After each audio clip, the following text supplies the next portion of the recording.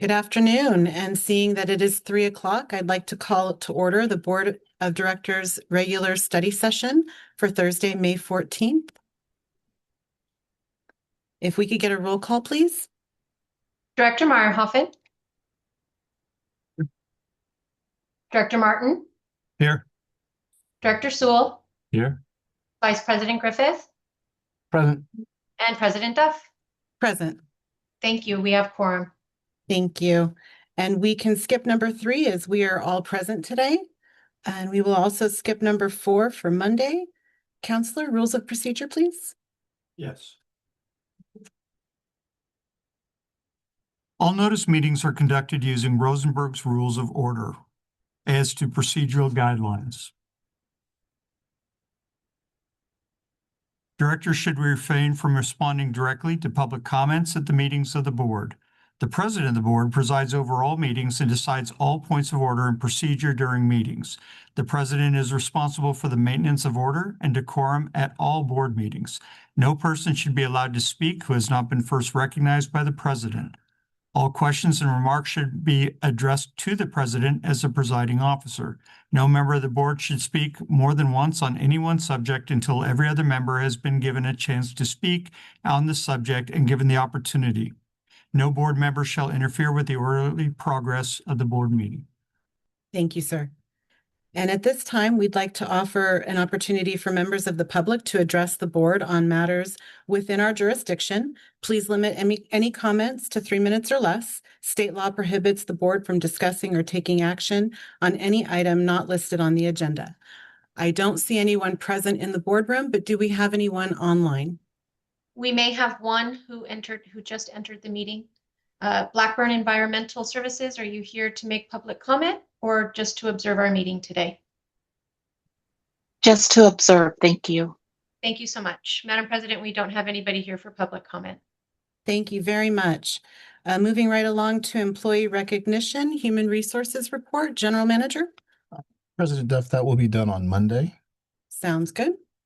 And we'll continue to move along to our presentation portion. On Monday, we will be holding a public hearing regarding vacancies, recruitment, and retention efforts in accordance with AB 2561. General Manager, do we have a staff report today?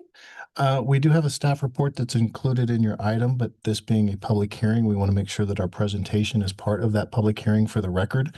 But just as a quick summary, this item is required by Assembly Bill AB 2561 to address persistent vacancies in local government positions and can hinder service delivery and increase workload demands on existing staff. The law requires that public agencies report at least annually on vacancies related to recruitment and retention efforts during the public hearing before the agency's governing body. If the Board of Directors adopts an annual budget such as we do, this presentation must occur before the board adopts the district's final budget for that fiscal year, and that's part of the government code. So from that perspective, knowing that the budget's coming up next month, we wanted to get this out of the way. So the public hearing will be on Monday, and Oriana will have a presentation for you then. Thank you very much, General Manager. And moving along to action items, number 9, award of contract to Ecology Auto Parts, Inc. for hauling and off-site disposal of biosolids, grit, and screenings. General Manager Macy. Thank you, President Duff. I'll ask that our Director of Operations, Danny Friend, provide some information on this item. Danny? Thank you, General Manager Macy. Good afternoon, President Duff, members of the board. So today's item is due to the fact that we are coming to the end of a 3-year contract. So on June 30th of this year, we will be at the end of our 3-year that we currently have with Ecology.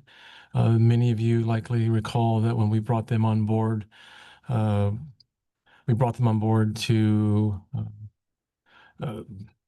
unfortunately, there was a circumstance with the one contractor changing their contract. So they supported our services and helped us through an emergency, and then they became our actual contractor. So for the last 3 years, they've been fantastic. I'd like to say that. But planning for this, we actually went out and did an RFP. We received 3 proposals. Those proposals were received from Ecology, Senegro, and Chafee Construction. We put together a selection team. And that selection team, you'll see as part of the exhibit is the scoring summary, and it shows you how we all three agreed to the scoring and have selected ecology.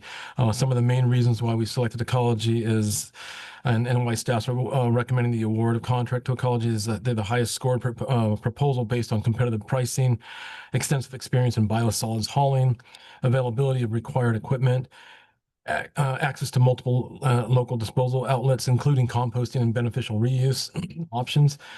Currently, their established reliability and familiarity with the district's operations further support the recommendation. And as I mentioned, Exhibit B does have that summary. Exhibit A is the contractor full proposal. And the last time I brought this to the board, one of the questions that was asked was the spill response plan. And so I believe it was you, President Duff, that asked for it. And so in this particular case, we did receive it as part of your packet. It's labeled draft because that's what we have to put in it, but it's our current plan that we have in place that's been successful for the last 3 years. So with that, I'm happy to answer any questions. Thank you, Mr. Friend. We'll start with the board. Director Marhoffen? Yeah. We spoke about the question I'm going to ask here. Certainly. Mr. Friend. We spoke about the grit. We had a conversation in Sacramento about the grit being. Excuse me, Director Marhoffen, you're a bit hard to hear. Can you speak directly into your mic, Thank you please? for that reminder. The grit being placed in the dumpsters because there's no contaminants. We had a conversation about that. Yes, I would ask Danny to respond to that. I believe if I can restate the question, it was about trying to save some funds and using normal disposal techniques like, say, a dumpster for the grit and everything else from that perspective. Yeah, I'm happy to answer that. If I can first, currently our grit is being handled as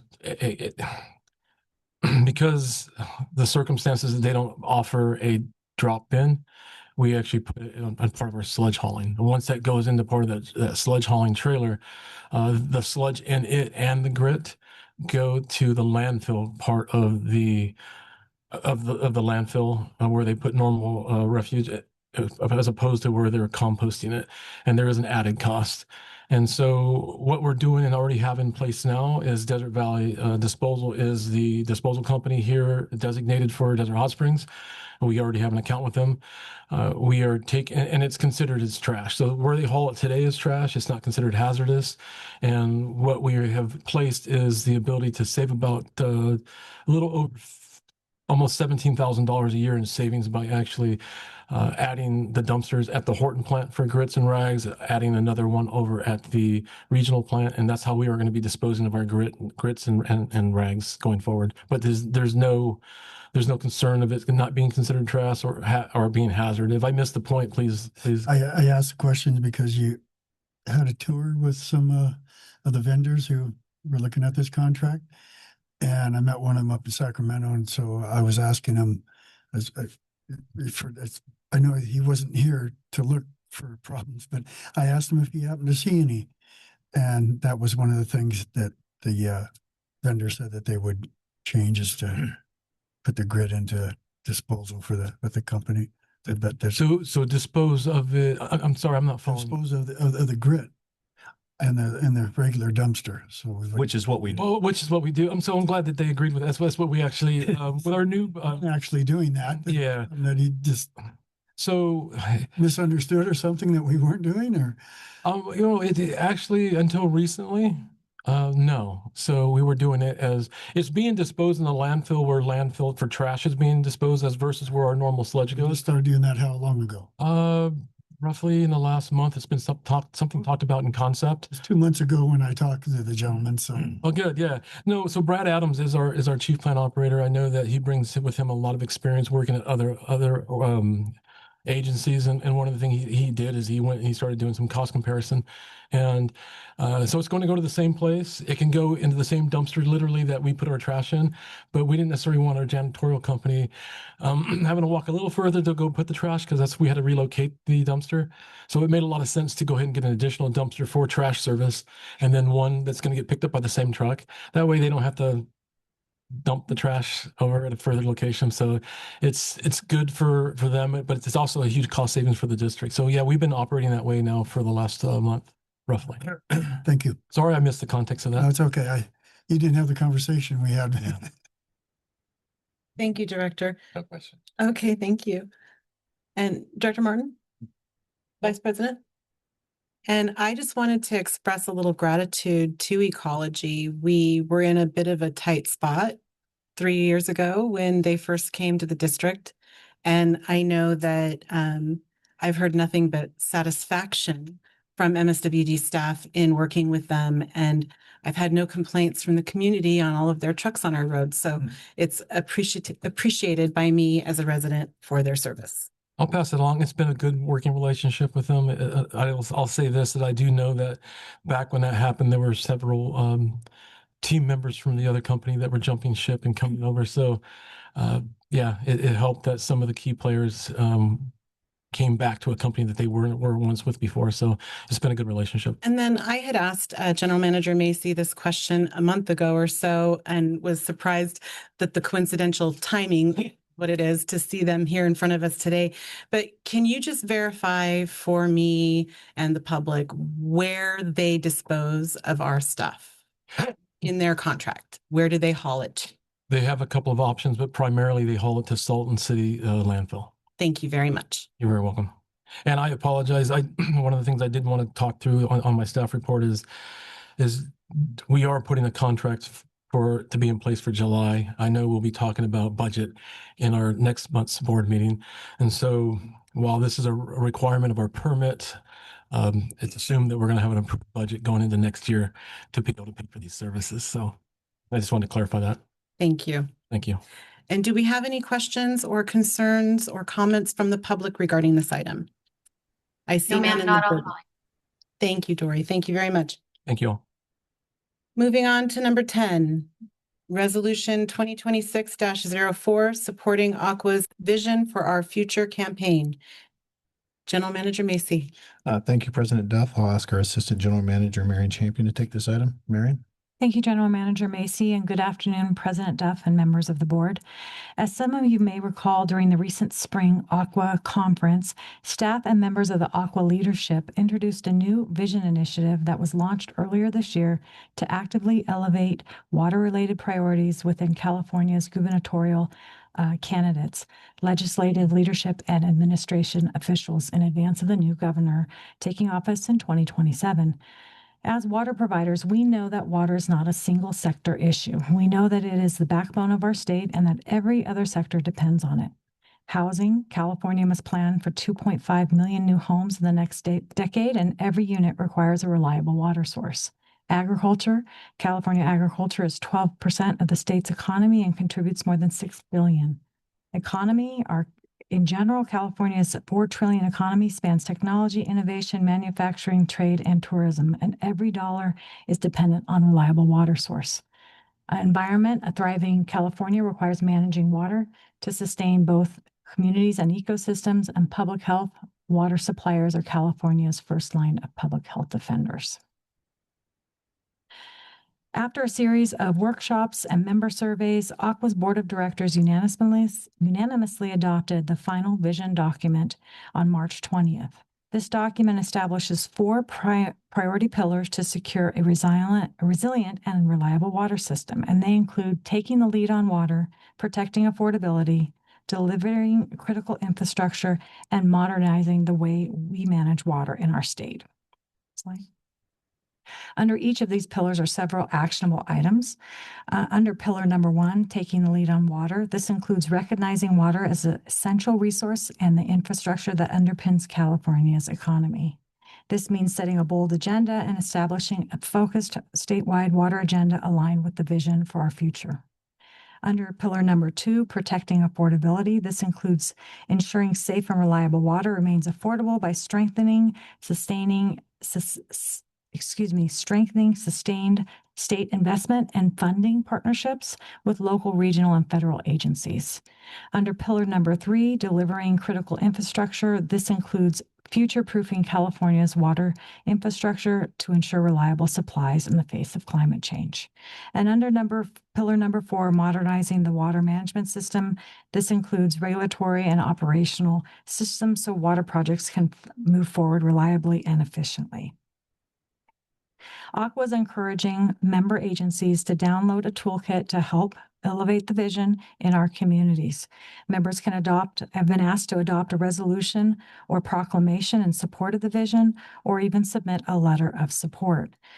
They've also asking agencies to share their agencies' case studies that may amplify the vision.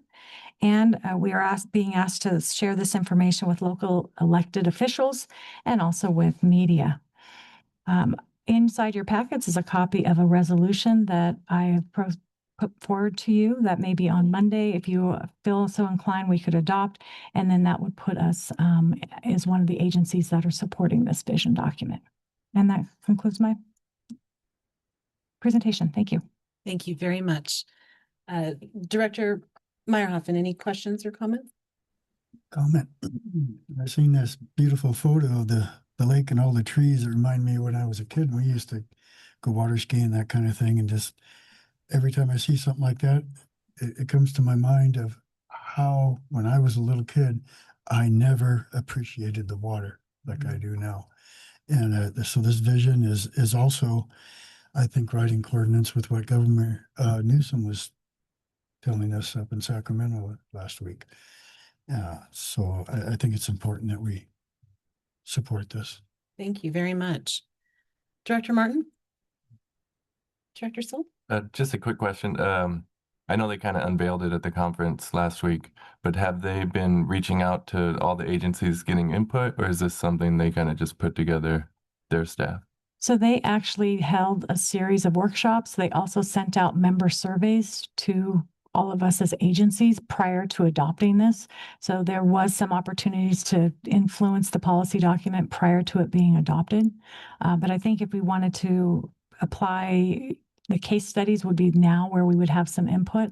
Also, there's a series of work groups for 3 of the 4 pillars that are being assembled. They're going to meet bi-weekly, and they will be continuing to work through those action items and finding ways to amplify the message as well through those pillars. So that's where we could have some room to kind of shift priorities and move things along. Great. Thank you. Vice President? Nope. Great work. I also fully support this resolution. And I also encourage our board members to look at their schedules and see if there's any way any of them want to participate in the work groups that Assistant General Manager just mentioned. That is our way to have a voice. So if any of you have a little extra time and you want to volunteer, that would be great. We can also talk about that further on Monday. And do we have any comments or questions from the public, none being in the boardroom? And not online. Thank you very much. So we will continue moving along to number 11, Human Relations Committee Report and Recommendation for Action. General Manager Macy. Thank you, President Duff. I will ask our Human Resources Manager, Oriana Hoffer, to present this item. She'll be doing it from her desk upstairs. Oriana, are you with us? Yes, I am. Thank you, General Manager Macy. Good afternoon, President Duff and members of the board. I have a presentation to share, so if you allow me just a second.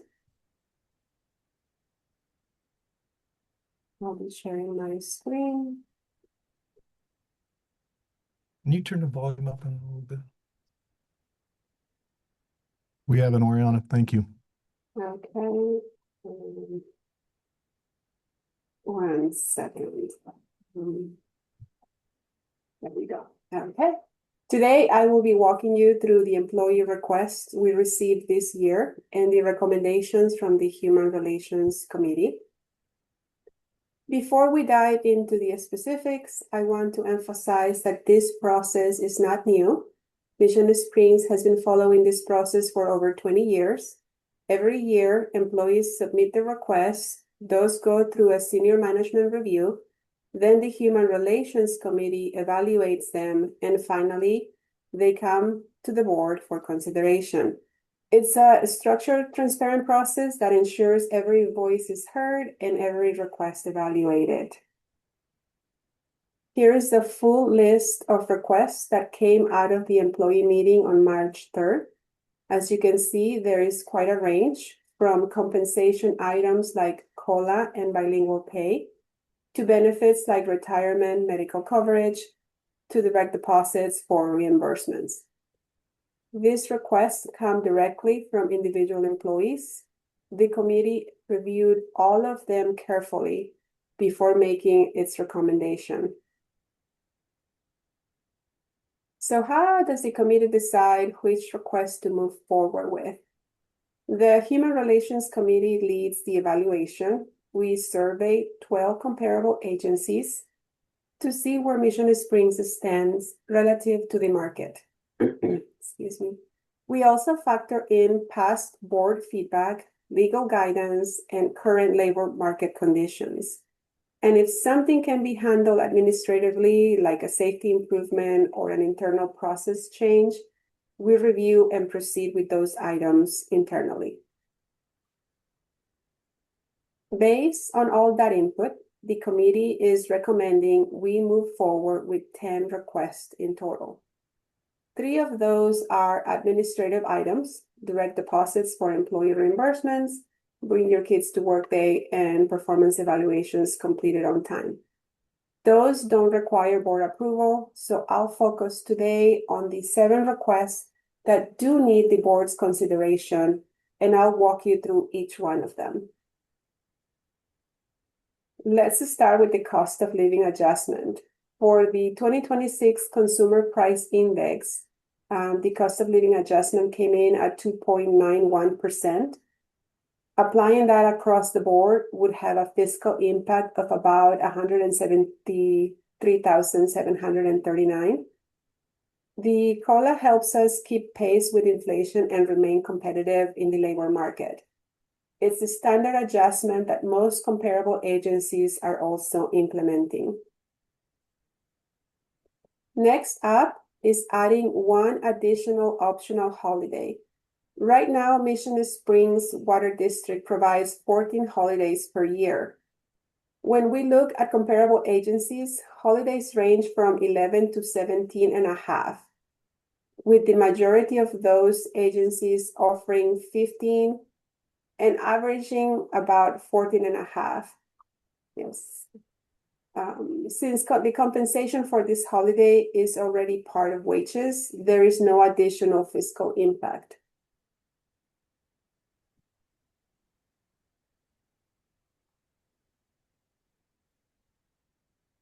This recommendation is about standby pay on holidays.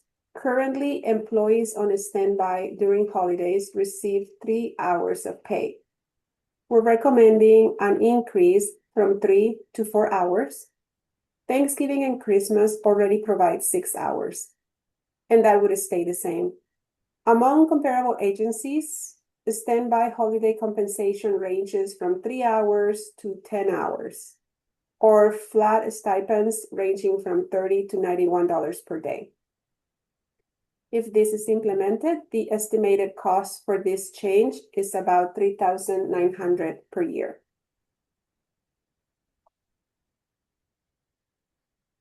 This next request is to implement a minimum pay per call out.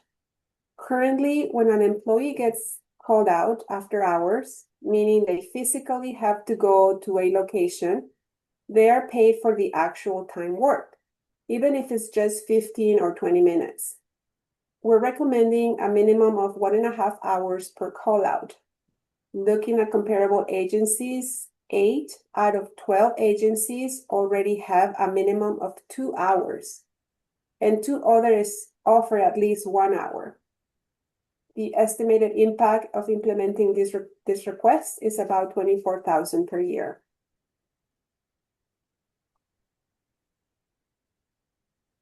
This next recommendation extends compensation for time spent on customer calls, that is phone calls, to all field staff in 15-minute increments. Currently, only water production and wastewater staff get compensated for remote work responses like SCADA calls. We are proposing to include water standby as well. So there is consistency and fairness across all field departments. Externally, 10 out of 12 comparable agencies already pay for these type of calls. The additional cost, a total for this request would be about $12,675 per year.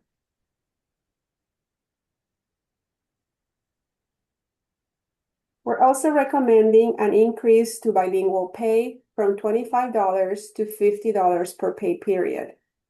Among comparable agencies, 9 out of 12 offer bilingual pay, with compensation ranging from $25 per pay period up to $100, or even 3.5% to 5% of the employee's base pay. So at 50, we'd be moving towards the middle of the pack, and the estimated annual cost is about $8,450.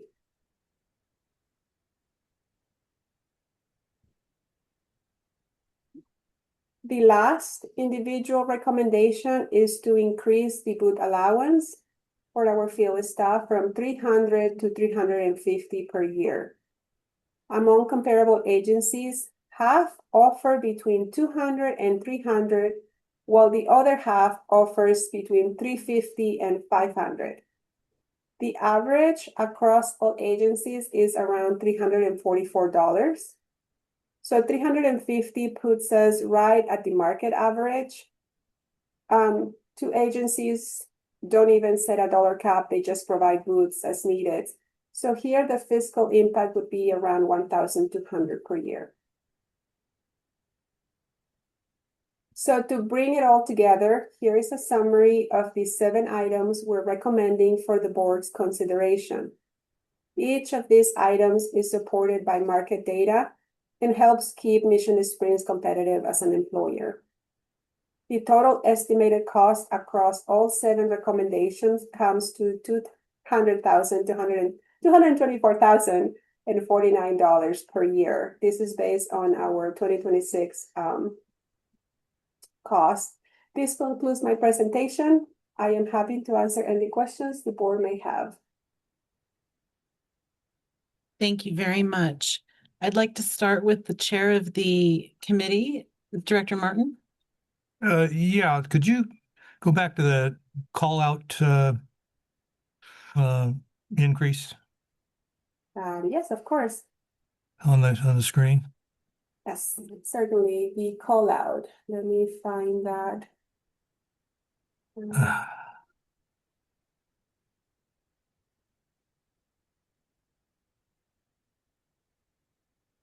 Not this one.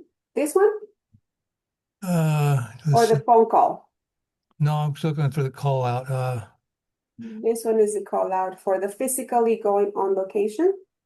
Yeah, I don't remember that being discussed. It's not a big deal, but and that's probably why I don't remember it. But I'm wondering what the impact would have been to compete with the comparable agencies and give 2 hours for call out rather than 1.5 hours.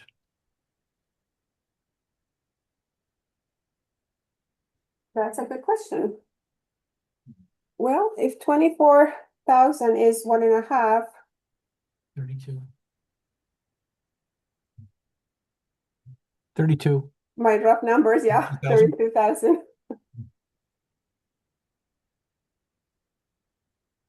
Anything else?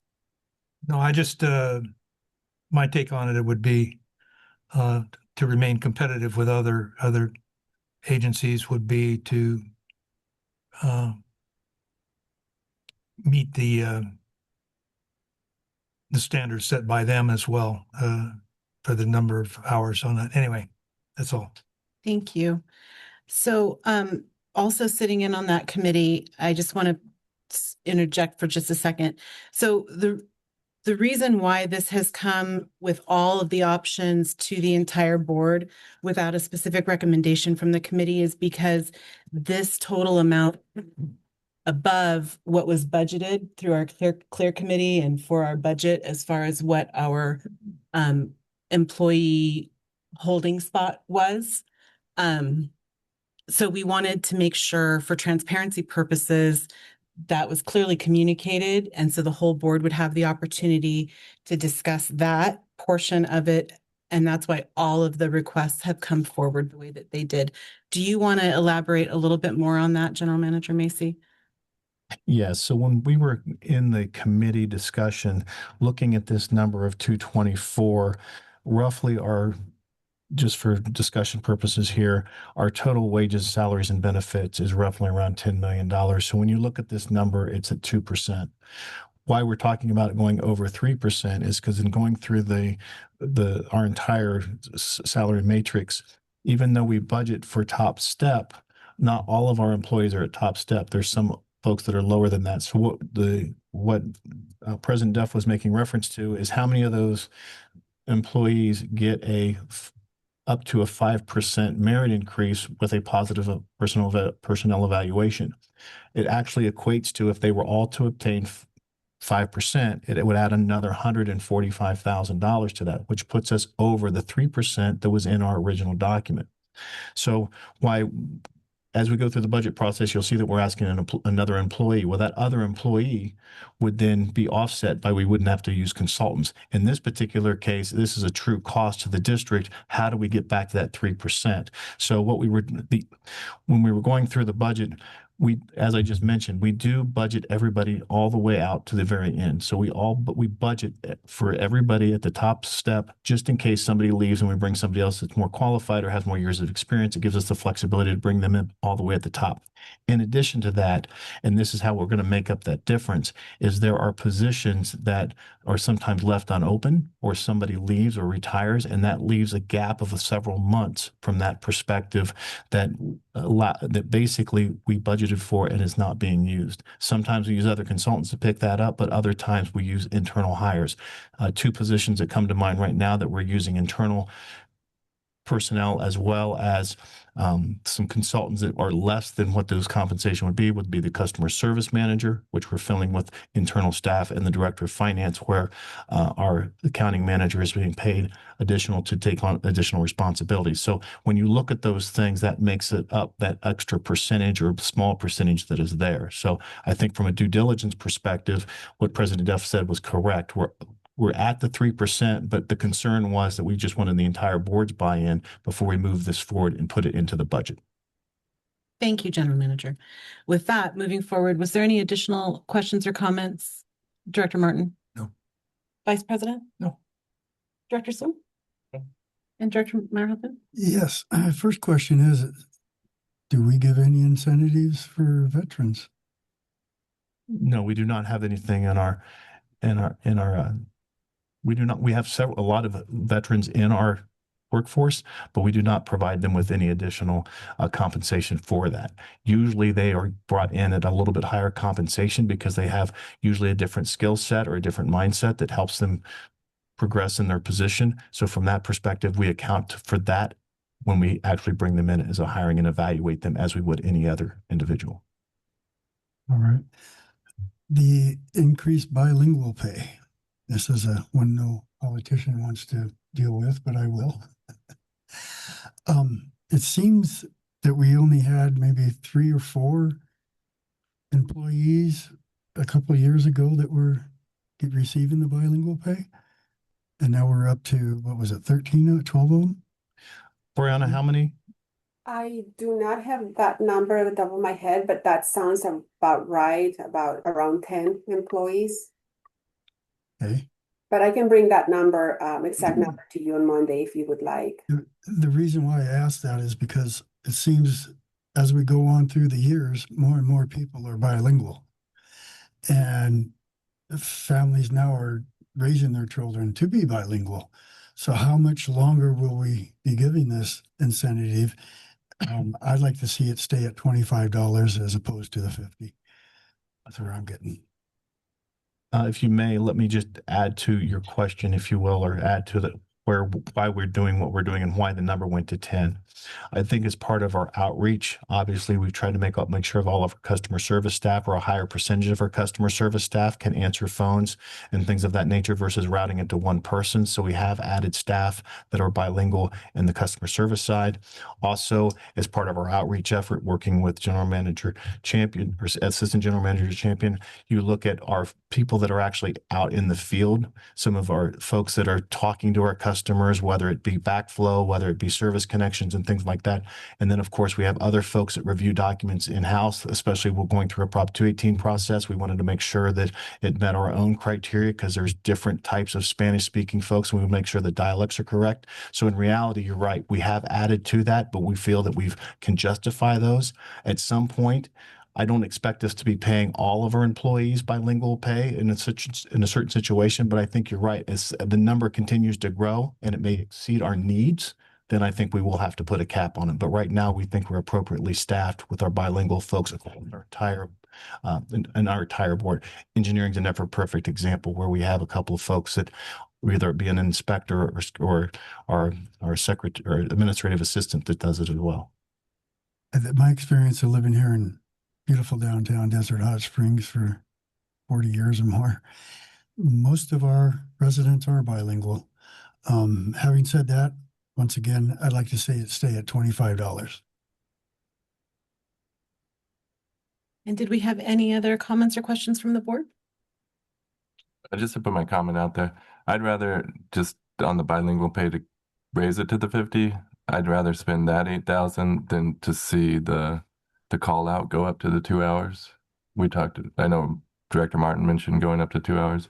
I'd rather see the 1.5 and the bilingual pay than say the 2 hours. I like how it's presented. As presented. And on this end, anything else? Okay. And anything further from the staff? No, and just to reiterate, we do not have to make a decision today, but we would ask for clear direction on Monday. And do we have any comments or questions from the public? None being in the boardroom? And not online. Thank you very much. And thank you for that, Oriana. Thank you. And we will move on to our discussion items. Administrative building update, General Manager Macy. Thank you, President Duff. As many of you know, we opened bids last Thursday, May 7th, for the Critical Services Center, which includes a new administrative building and a fleet maintenance warehouse building at our current corporate yard location. The district received 2 bids ranging from $33 million to $35 million. Currently, our architect, Renault Clark and Associates, are reviewing the bids, and we hope that bring that recommendation to the board for approval in the month of June. As part of that item, we will also be bringing the board other necessary costs such as construction contingency, city development impact fees, construction services, which would be outside what Renault Clark is providing as a construction management, which is already in their existing contract. The project budget within our capital improvement program is approximately $40.6 million, with approximately $38.5 million available for construction. Therefore, we feel the project still remains within project budget. That concludes my report. Thank you very much. Any questions? No. All right, this side's clear. How about you? Just a quick one. Before we award the bid, do we have to determine our funding sources, or we can award the bid and still work through that? Why we could award the bid and then do our funding sources, we'll be bringing the funding sources to you as well.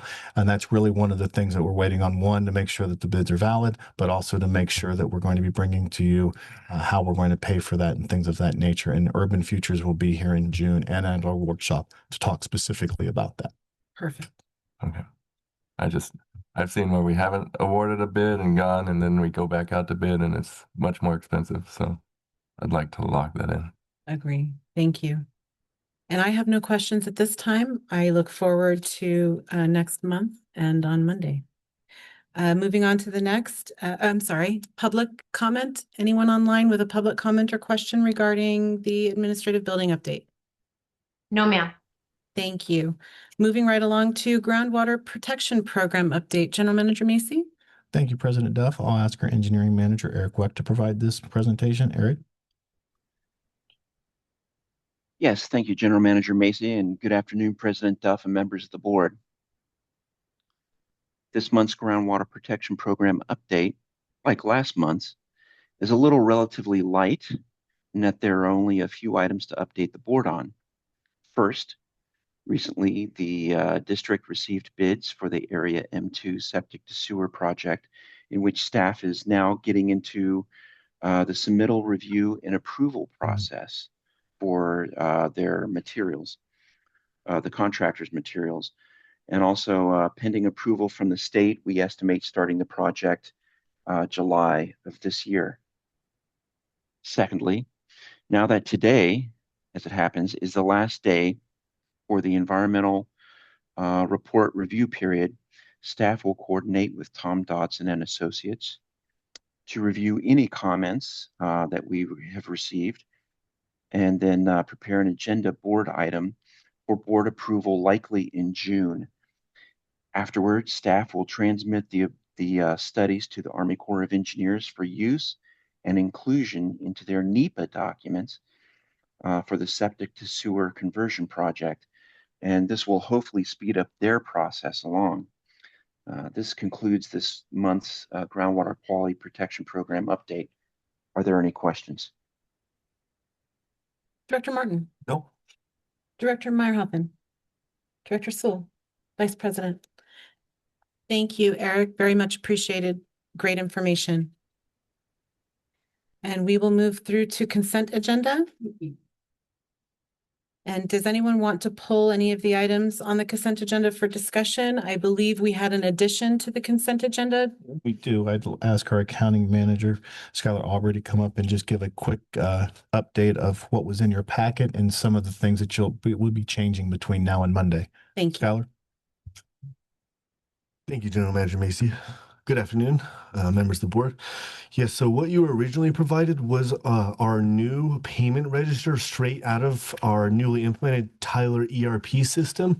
Unfortunately, though, it does not have a description on the basic report out of Tyler. So what we've done is we did reach out to Tyler, and they did let us know that we have the capability to produce custom reports. So we did get access to a few staff members, and we are working on getting a custom report created. Hopefully it will look like exactly what was provided, except have a description for the payables.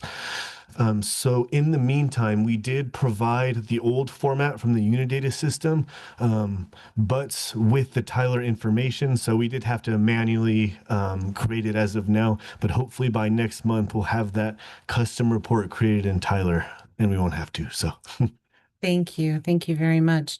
Did anyone have any questions or concerns regarding these additions to the Register of Demands? Director Meyerhoffen, Director Sewell, Director Martin? No. Okay. And did anyone have any questions or comments regarding them? Or are we good to proceed? No? Okay. General Manager, do we have anything else in regards to the consent agenda that you would like to discuss? No, not at this time. Just that the document that was handed out at this meeting will be added to the agenda. So the register demands that was in the agenda packet will be revised, including the descriptions that we handed out today. And then there will be a public document from Friday. Or Monday. From Friday when we post up until Monday for any discussion by the board or public discussion. Perfect. Thank you very much for getting us the old information mixed in with the new. Thank you. Moving on to reports. Did anyone want to give their director's report today? Nope. Monday. Okay, I'm not seeing anyone jump up, myself included. That brings us to the general manager's report. Manager. Thank you, President Duff.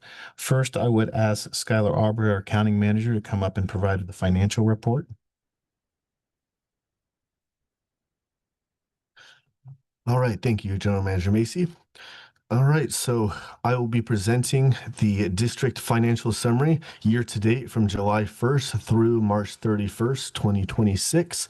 So you will see operating revenues are doing well above budget of 32.6 million to a budget of 14.9 million. And the reason for this is we do have 17.2 million currently in sewer pre-treatment non-compliance fees.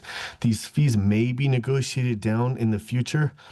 And then if negotiations haven't happened by June 30th, I will be doing an allowance for bad debt to our receivables to write them down a little bit based on the collectability on the information known at that point in time. So I would expect operating revenues to go down for year ends. And it's operating expenses of 18.3 million are below budget of 21 million due to lower costs in outside services, legal costs, electricity, and materials. Non-operating revenues are well below budget of $5 million to $19.9 million, mainly due to $12 million in grant revenues budgeted this year that will be deferred until next year, which you will see on the fiscal year 2027 budget here next month. We will expect to use those grant revenues on the M2 project. And in addition to that, we did have less investment income than budgeted. And then non-operating expenses were $381K to a budget of $623K, which is our interest paid on long-term debt. It is lower due to our payoff of the $15 million Wells Fargo line of credit, to leave us about $3.5 million remaining in long-term debt at the moment. And that leaves us at a change in net position of 19 million as opposed to a budget amount of 13.2 million. So we are performing better than budgeted. Our debt service ratio of 16.73 is much higher than the prior year of 2.51 because of that payoff of the $15 million line of credit. Our investment returns are 3.35% as opposed to 3.2% in the prior year, so we are performing slightly better than the prior year, year to date, which leaves us at a total cash balance of approximately 71 million as opposed to 70 million in the prior year, with 15 million less in a long-term debt liability. So we are performing well in comparison to the prior year. And that is it for my presentation. I am available to answer any questions. Thank you, sir. Any questions, Director Martin? Any questions, Director Marhoffen? No. Any questions, Director Singletary? Vice President? Thank you very much. Appreciate the information as always. Thank you. And back to the General Manager's report. Are we going to move on to Public Affairs, General Manager? We are. Good afternoon. Thank you, President Duff and members of the board. Today, I have a short presentation that highlights some of the work of the Public Affairs Office in the past month. Additional information is available inside your packet. MSWD sponsored and or participated in a variety of events during the past month. Some of the more notable events included the Coachella Valley Economic Summit and Business Expo, where we heard updates from Supervisor Perez, Visit Greater Palm Springs, and the notable economist, Dr. Christopher Thornburg. We also sponsored the MSWD Water Hole during the CV Can Golf Tournament held at Woodhaven Golf Course.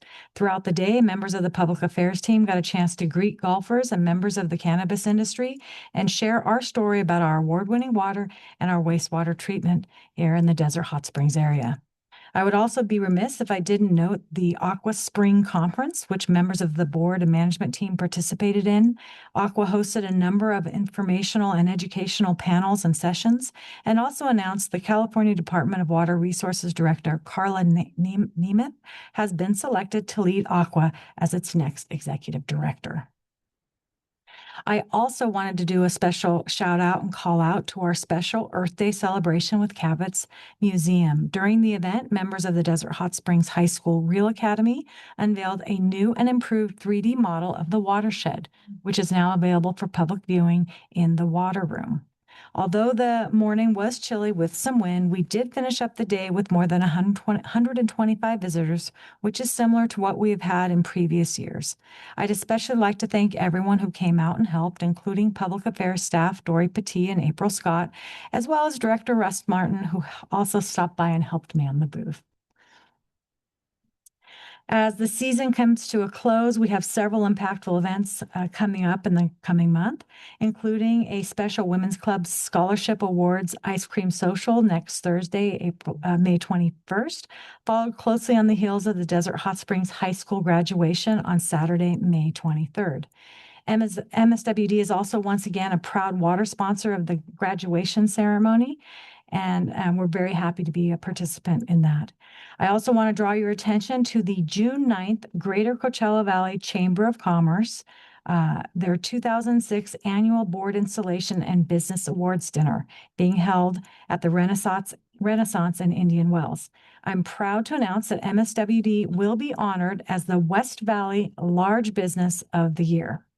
The event will start at 5:30 and MSWD is sponsoring a table. So I hope all of you will attend. Please reach out to Dory for RSVP and additional information. What's the date for that? June 9th. Okay. On to some of our other public affairs activities, including our Fix a Leak campaign, our Fix a Leak challenge, which led the way across both our Google and our Meta dashboards last month. With a solid engagement on Google, we had more than 117,000 impressions with more than 196 click-throughs. On Facebook and Instagram, we had more than 146,000 impressions with 217 link clicks. We saw some very solid numbers, and we're continuing to run the leak challenge throughout May. The campaign is one of our tools to help customers find and fix potential leaks before the summer heat increases and we see usage start to spike. I also wanted to highlight the beginning of our sewer prepayment season. MSWD sent out letters to all of our wastewater customers, allowing them to prepay their sewer bills to avoid them being placed on their 26-27 taxes. Since the mailer went out on May 4th, our customer service team has been busy processing more than 170 cash and credit card payments.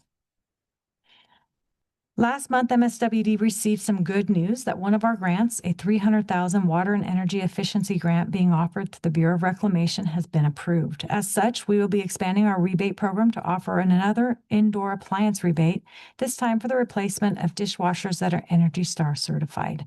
Our IRAN fellow, Tyra Harris, has been instrumental in the research for adding dishwashers to our offerings. This rebate supports our efforts to fulfill conservation as a way of life framework by promoting proven indoor water saving technology for residential customers. Residential dishwashers are present in a large portion of our single and multifamily households and represent a consistent source of indoor water demand. Energy Star certified residential dishwashers use significantly less water per load than older standard models. In typical households, that can reduce water usage by several thousand gallons over the lifespan of the appliance. We are still currently working out the final details and the language for this and preparing the applications. We will probably roll this out sometime in July at the same time when we roll out the new sprinkler nozzles. We're also working on an expanded evaporative cooler tune-up program. So stay tuned. We expect to launch that in 2026, which is again part of that new grant money that we were just awarded. And lastly, I did want to highlight this month's Water Matters newsletter. As many will recall, last month we devoted the entire issue to the Fix a Leak challenge. In May, we are reminding customers of the sewer prepayment option. We're talking about Water Awareness Month and the upcoming June 24th live stream blood drive. And that concludes my report for this month. Thank you. Thank you very much. Any questions or comments? Director Martin? Yes, I attended a conference, I believe it was a CAWIA conference on there, and the keynote speaker was, the presentation was concerning strategies for training and recruitment. And I happened to mention during a question and answer period, our REAL program and all there, and they were very, very impressed. And they wanted to get more information. Were you able to make contact with them on that issue? I've sent emails, but I haven't heard back. Okay. The Real Academy partnership was highlighted at CWEA as one of the community engagement, and we'll hear a little bit more about that on Monday when we do the presentation of the award. Okay. We took third place in the state for our Real Academy partnership through CWEA. Good. Thank you. Vice President? Okay. Director Merhoven? Yes, the evaporative cooler situation, what is that going to in detail? That's slated for the fall. We're still working out the details, but what we find is that evaporative coolers are not maintained very well. Typically, people do not replace the pads. They don't adjust the little floaters.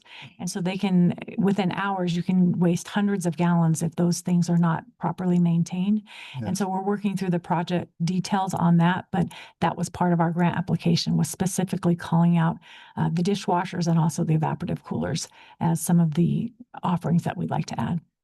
Yeah, I agree. When they start leaking, that's more water than what people really realize. Mhm. And the proper adjustment with the belt is very important also. Look into that. Thank you. Thank you, Director Sewell. Okay. And that, anything from the public regarding the public affairs report? No, ma'am, not online. Thank you. That'll take us to comments. Do we have any general comments or requests for future agenda items from the board? Nope. Nope. Nope. I have one thing just to make sure we add to our calendar of upcoming events on June 29th at 5 p.m. The location is still coming. The CVAG General Assembly is being held. And so I want to make sure we can all hold that spot. What day was that? That'll be Monday, June 29th, 5 p.m. And with that, anything further, General Manager?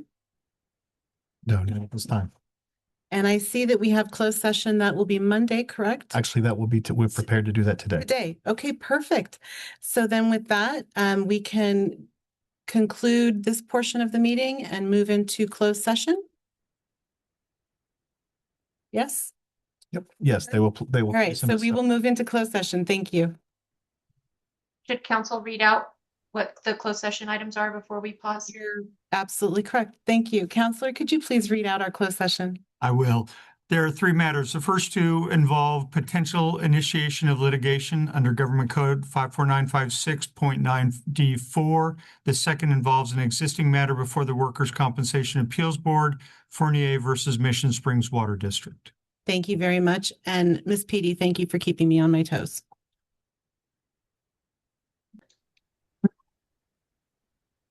And with that, we will return from closed session. Counselor, could you report us in? There are no reportable items from closed session. Thank you very much. And with that, that brings to a conclusion our Thursday study session. And thank you all for attending.